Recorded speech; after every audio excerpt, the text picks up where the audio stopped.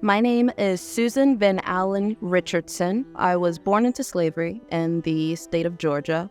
When I was 5 years old, I was moved to Illinois near the Sparta area under indentured servitude, but might as well have been slavery by another name. Andrew and Martha Borders was my owners. They were prominent, known landowners and were well known for their harsh treatment of their indentured servants. I brought 3 children into this world. So one day, I was doing my daily chores and I heard an altercation with the Border children and my own. Mrs. Borders gets very, very upset and told Mr. Borders that she wants me and my children beaten.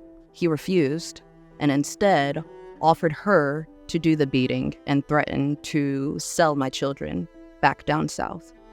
We were then locked in the barn. From that moment, I knew it was time for me to go. So the first part of our journey was by foot. We followed the creek behind Mr. Borders' property. From there, Mr. Hayes helped us get on a steamboat up the Illinois River until we disembarked in Farmington. From there, we took a wagon until we reached the border north of Knox County to Reverend John Crux. We were there for a few days until the sheriff got word that we were staying at the Reverend's property. So the children and myself were then taken to the Knoxville County Jail. Word got back to Mr. Borders. He then traveled to the Knoxville County Jail, and to our relief, he did not provide proof of indentured servitude for us to travel back home with him, so he left empty-handed. The children and I were then released, but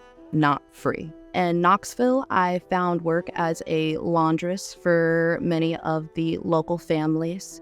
Jarrett, my oldest, found work in the fields, and occasionally I would leave the 2 youngest at the local hotel. Mr. Borders indeed returned with the proper documentation of indentured servitude.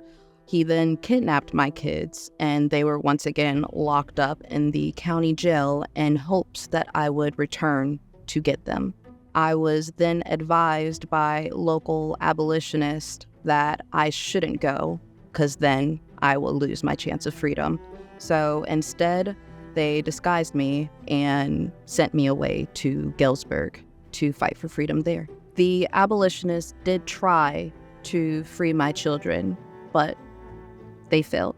Since I arrived in Galesburg, I actually helped found the very first Black church in Galesburg. I also myself became an abolitionist and helped other slaves get to freedom, and I remained there then on after.